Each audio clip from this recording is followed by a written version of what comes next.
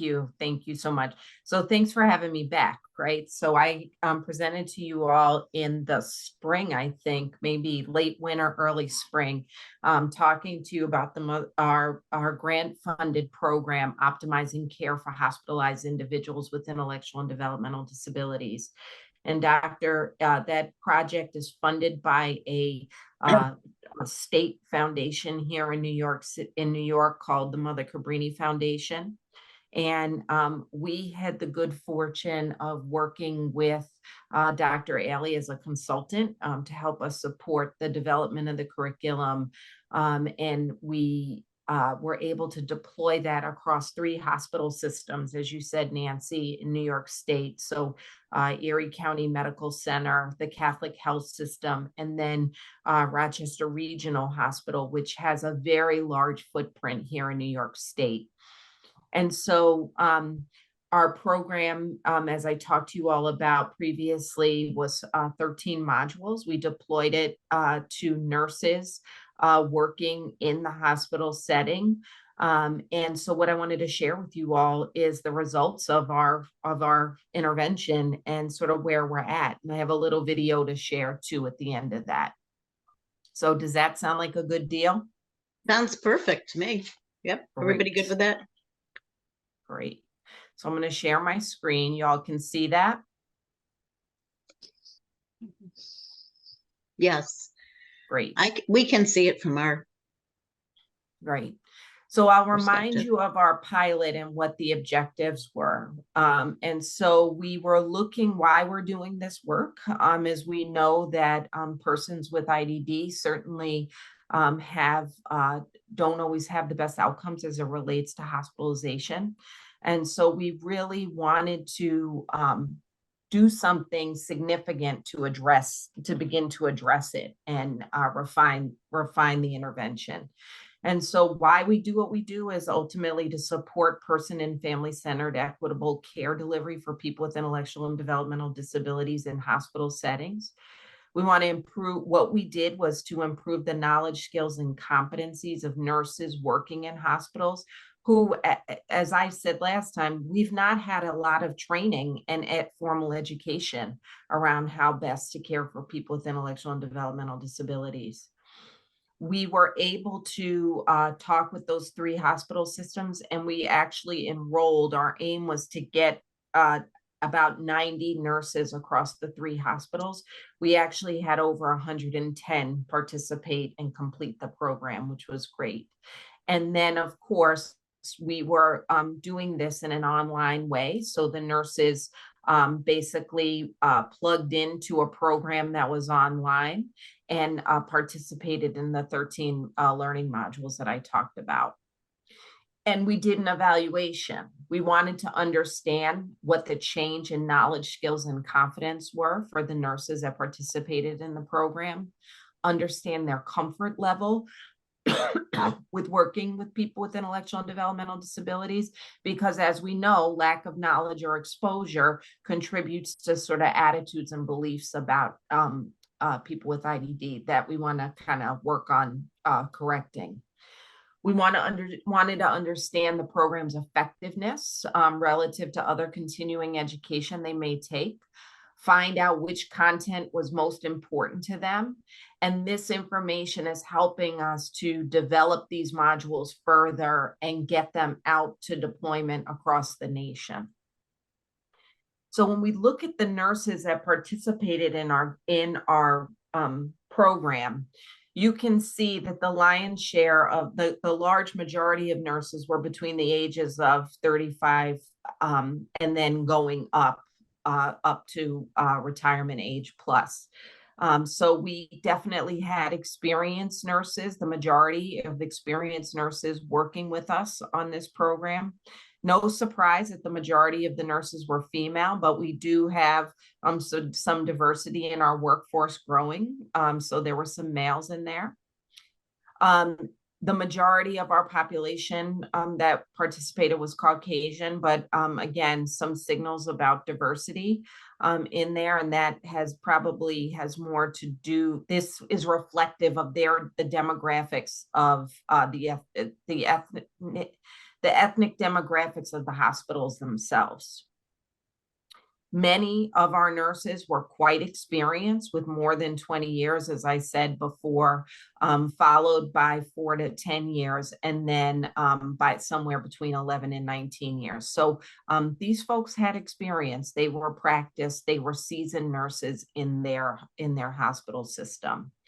And we asked about their reason for taking the continuing education program. So was it because they had to as part of a mandated training for their hospital? Was it because they had personal experience and interest with someone, and so that drove their desire to take the program? Or was it part of an orientation? And you can see the majority of folks had other reasons why they took the program. They wanted things like they just wanted to learn more about how to take care of the population. They had people with IDD on their caseload, and so they wanted to have a better understanding, and that it was an optional training offered to them and sort of different than things that they had taken before. So they were motivated to take the program. So let's talk a little bit about effectiveness. If you have questions, just stop me. I can't see everybody on the screen, but if something comes up, just pause me, go ahead and just call my name and I will stop talking. So in terms of the program's effectiveness and looking at knowledge, you can see the way that this bar graph is lined up is that some people said they had very high knowledge of working with the population before they took our program.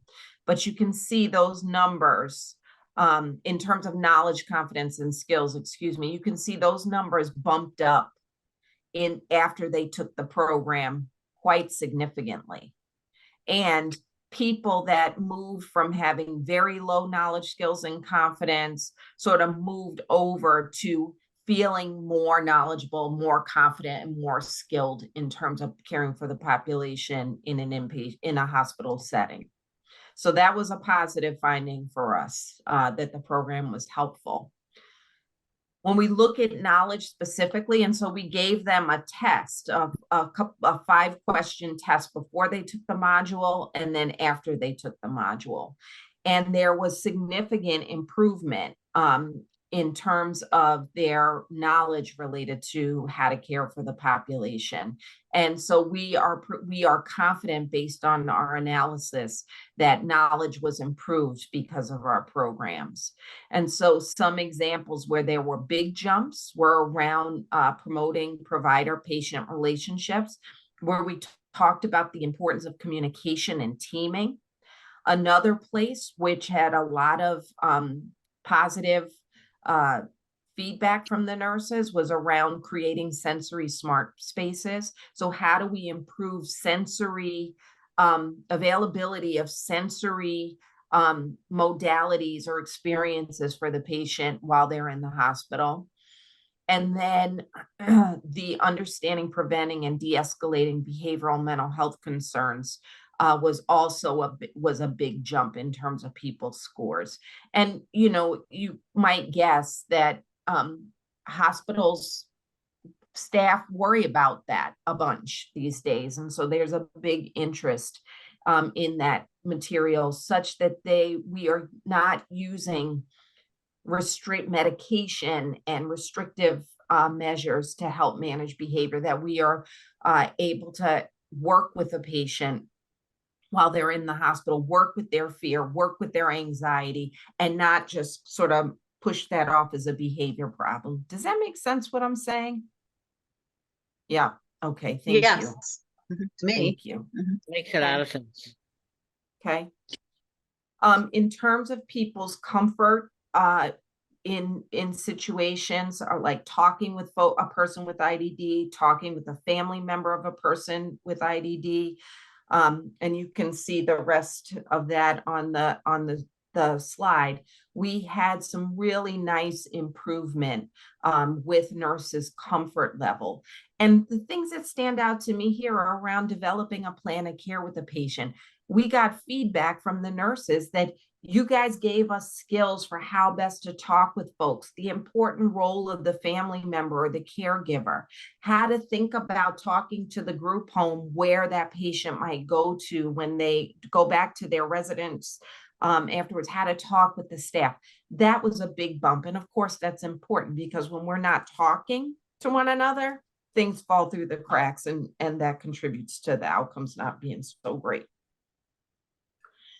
So prior to taking the program, there was a strong relationship between having interacted with people with IDD previously and taking care of a person while they're in the hospital.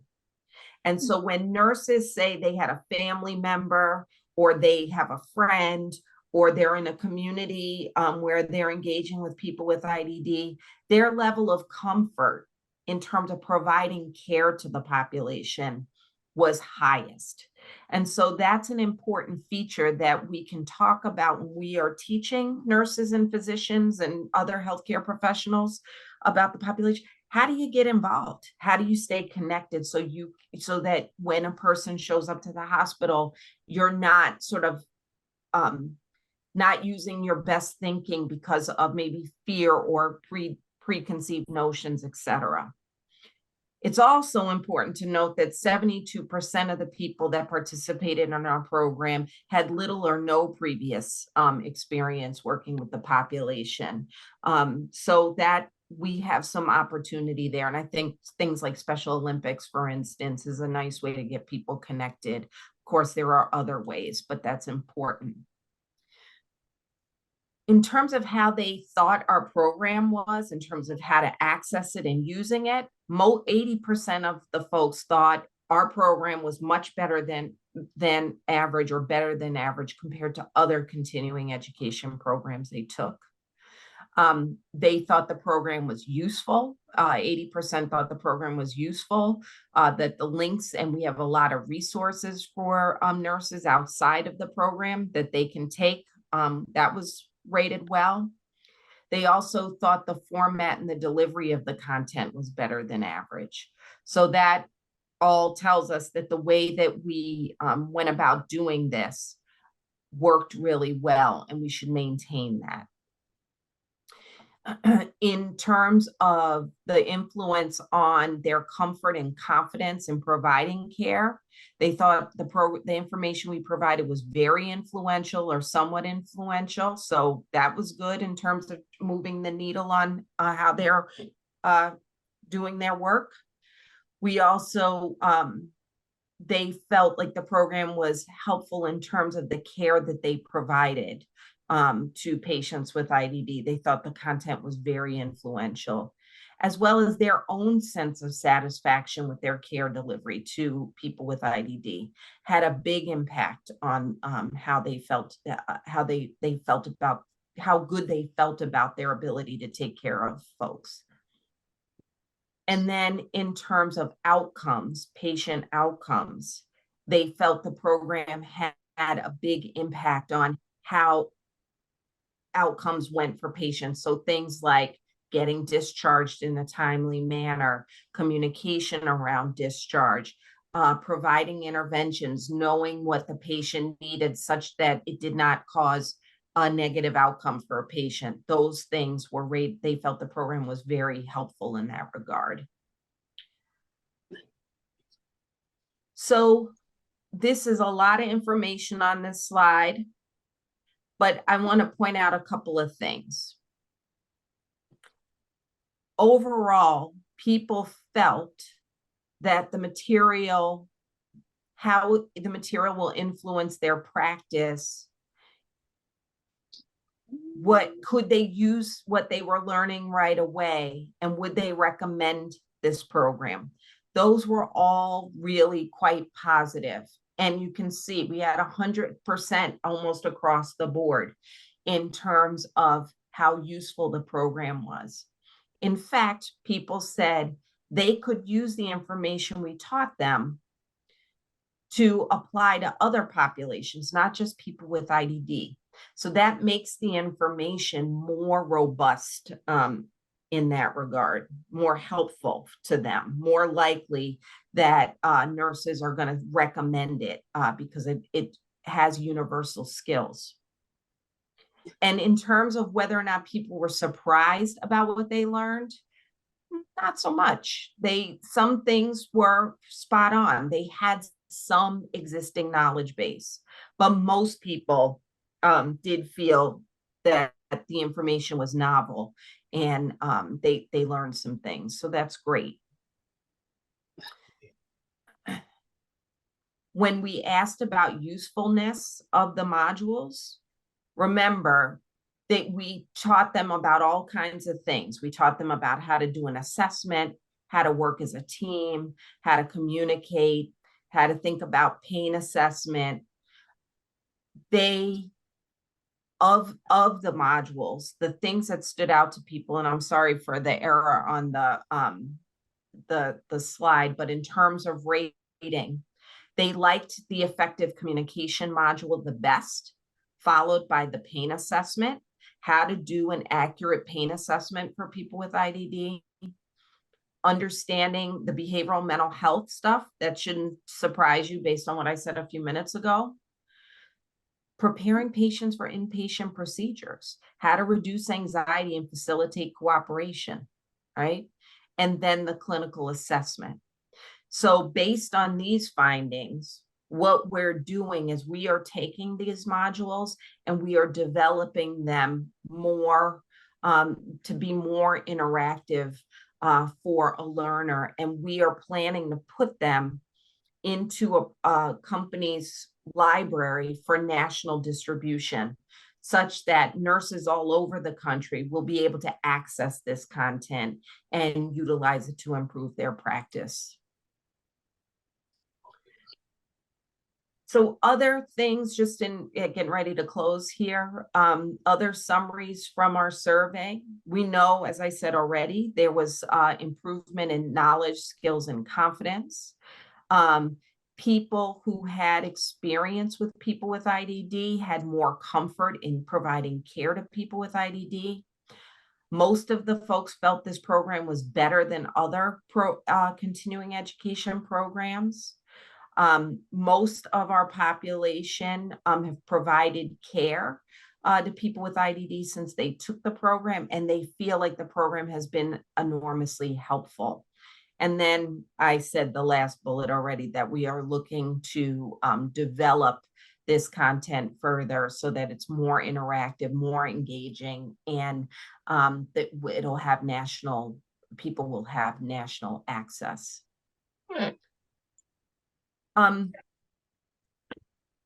These are sort of quotes or communication from what people said, nurses said in the survey, in terms of how the information improved their knowledge. It helped them understand what the unmet health needs are, seeing people with IDD as individuals, communicating more effectively. Somebody said, I'm trying to focus on assessing how each patient receives information the best. I like to start off with an introduction I would use with any patient and try to base the rest of my interactions on how the patient will communicate best with me. To listen to someone with IDD, they need to be part of their care team, right? You and I know this, but for these nurses, it's having had this information that they really appreciate it and can actualize it. In terms of what was most helpful, the information was good, made you think about how you might have handled situations that have already occurred and how you might handle them now. The way the modules brought in step-by-step how to care for a patient with IDD, and the videos of individuals talking about their experience have great perspective and allowed me to experience their view on situations as a patient. We do have self-advocate videos sort of embedded in the program so that people are hearing, so the nurses are hearing about our experience in receiving care as a person with IDD. What were the biggest takeaways? Listening to the self-advocate, using verbal and nonverbal body language, see the person with IDD as a person, talking to them directly, try and alleviate some of the issues that affect patients with IDD in my unit before they begin. That the collaborative healthcare team can have a profound impact, not only on the patient care experience, but also on the disease management process, being in tune with the psychosocial, physical, mental, and emotional needs of the individual. And just in closing, this quote from an LPN over at the Buffalo Hospital said, "I can tell you last Saturday morning, patient A had a whole situation and I calmed him down. Then patient B, the same thing. I mean, literally, it was almost 11 o'clock. It wasn't even 11 o'clock.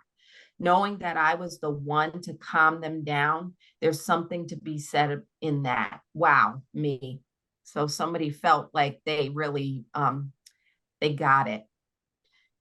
So that's the end of the kind of my formal presentation. I do have a video, a 4-minute video I want to show you, but I wonder if you guys have any sort of questions or responses to what I've shared so far.